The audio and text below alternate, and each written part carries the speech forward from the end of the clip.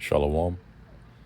All praises, blessings, glories, and honors to Yahweh Bahashim, Yahweh Shai Bahashim, Racha Kwadash. Double honors to my elder apostles and bishop elders of Great Millstone, who taught me this truth, as well of men of like mind.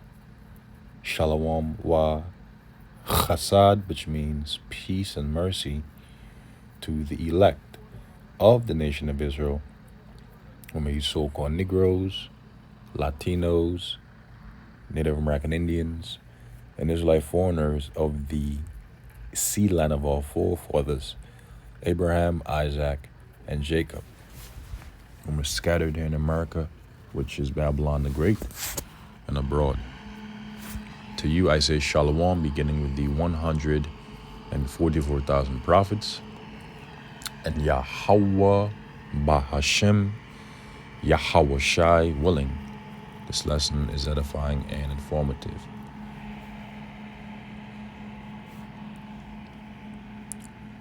St. Mark, chapter 3, verse 24. And if a kingdom be divided against itself, that kingdom cannot stand. St. Matthew, chapter 12, verse 26. And if Satan cast out Satan, he is divided against himself. How shall then his kingdom stand? In the news from the RT, U.S. Supreme Court allows Biden to dismantle Texas border fence. Published January 23rd, 2024. The hopeful year of Jacob's trouble. Texas Governor Greg Abbott has vowed to defy the ruling. And so this is a clear indicator that the U.S. is divided against itself. The state of Texas is defying, or rather has vowed through the Texas Governor Greg Abbott to defy the ruling of the Supreme Court that allows the president to dismantle the Texas border fence. And again, as it is written, a kingdom divided against itself cannot stand. If Satan be divided against himself, how then shall his kingdom stand? The U.S. Supreme Court has authorized federal agents to remove razor wire barricades installed along the Mexican border by Texas Governor Greg Abbott, amid record numbers of illegal border crossings. Republicans argue that President Joe Biden is actively aiding and abating an invasion. And this, the fines will spill over to other states that will eventually and inevitably be affected. And we will begin to see patriotic Edomites, in addition to what we've already seen on TikTok and the internet and whatnot, rise up to defend their states and ultimately the country. Because you have a lot of patriotic Edomites out there, especially in the Midwest and down south. So eventually society will implode within itself, because society still stands, but eventually it will begin to implode.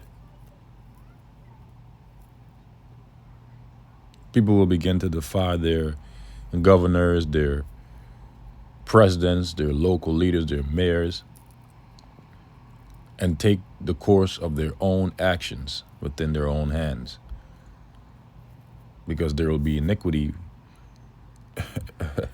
in society.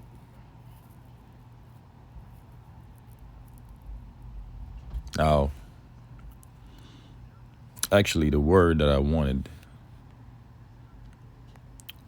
it's not iniquity, Salakia, is going to second Ezra, the 13th chapter, not the 13th, the 15th chapter, rather. It's sedition.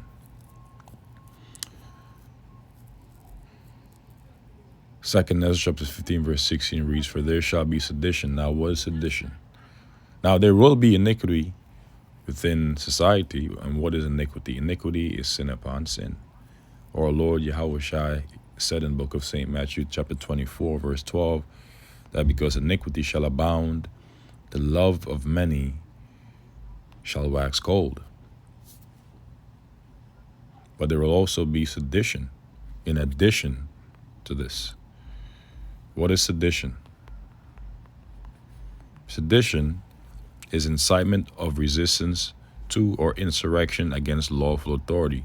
And so sedition is insurrection against lawful authority. What is insurrection?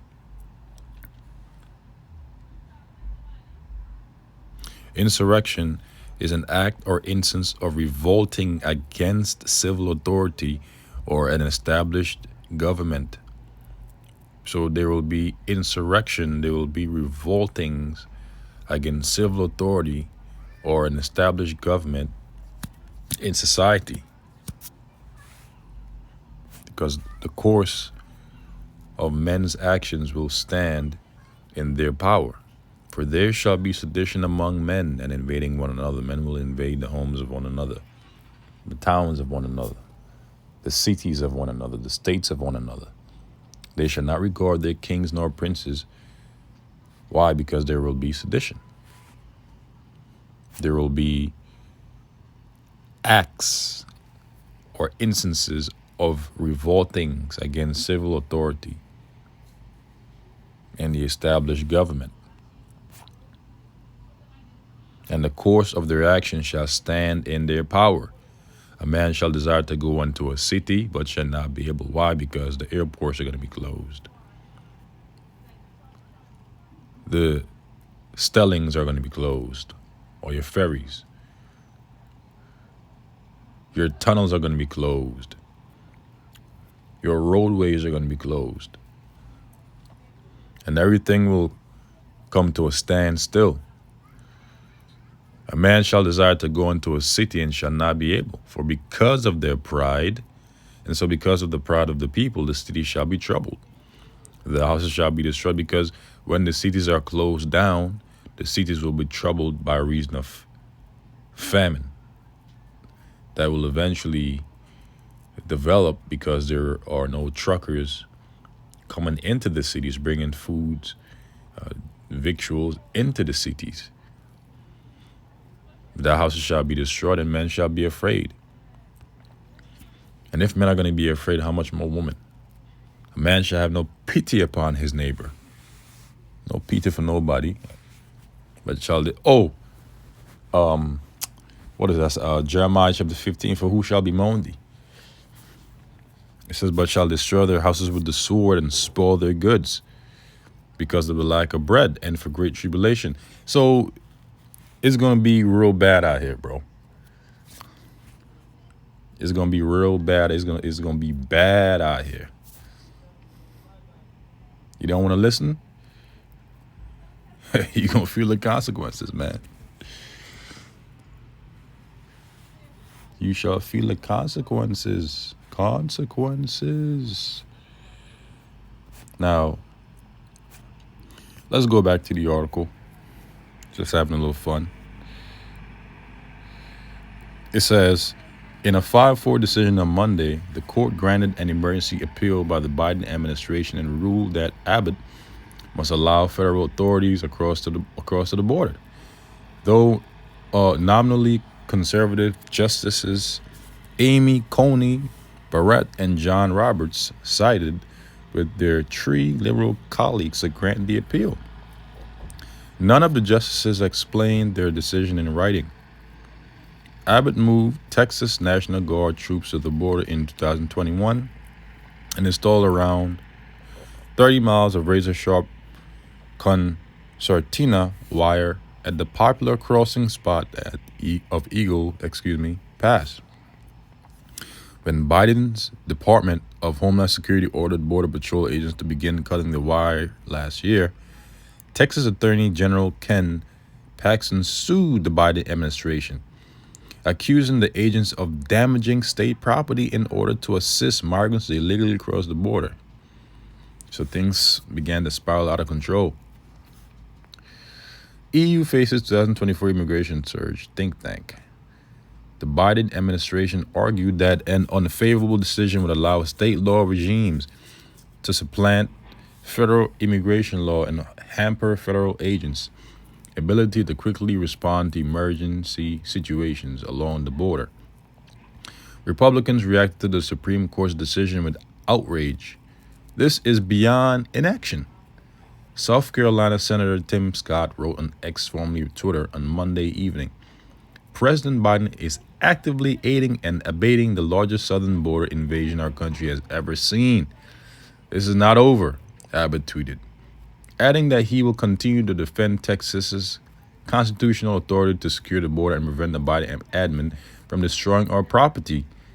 In a series of follow-up posts to social media on Tuesday, Abbott said that more concertina wire would be installed and that the National Guard will remain in place. More than 300,000 migrants crossed the U.S.-Mexico border in December, CBS News reported earlier this month, citing government data. This figure represents a record monthly high and eclipses the previous record set in September.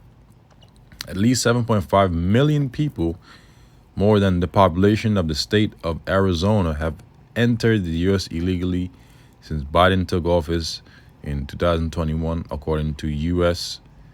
Customs and Border Patrol data.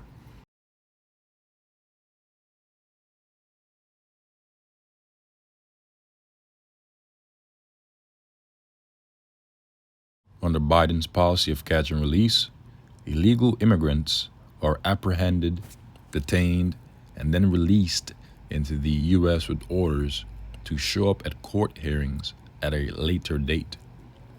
As of December, there is a backlog of more than 3.2 million such cases, and most, if not all those cases, will be rectified once Nero reclaims office, because he'd recently made a statement saying that we will see the largest deportation in U.S. history. So things will get very interesting in the very near future, and newly arriving immigrants can sometimes expect to wait a decade for their case to be heard, the Associated Press reported last summer. This concludes the article. In other news from the Sputnik, U.S. has already lost the race for hypersonic directed energy weapons. Senator. Washington. Sputnik. The United States has already lost the race to develop hypersonic and directed energy weapons to its rivals, including Russia and China. Independent Senator Angus King said during a hearing of the U.S. Senate Armed Services Committee on Tuesday. We are woefully behind on the issue of directed energy, King said. On hypersonics and directed energy, we have lost the race, or we are badly losing the race. We have a lot of catching up to do. This should be a hair on the fire catching up priority. And so this tells us that we will begin to see the U.S. pour more money into its military-industrial complex. We will begin to see more beating of plowshares into swords and more pruner hooks into spears. In the Red Sea, the U.S. Navy was currently forced to use multi-million-dollar missiles to shoot down inexpensive drones fired by the Houthi rebels in Yemen that cost less than 1% of the price of the U.S. systems, King said. The missiles we are using are costing 2 million to 4 million each. That is like using a howitzer to shoot a duck, King added.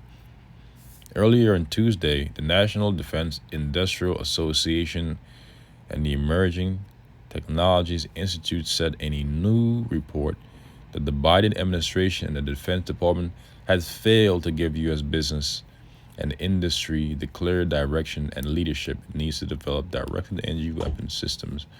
And as a result, it will not be able to produce such weapons for a long time to come. This concludes your article.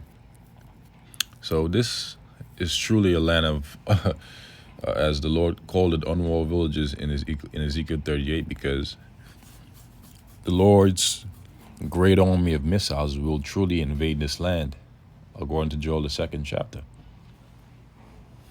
Okay, 200,000. Okay, that's to say 200 million, according to Revelation the 9th chapter.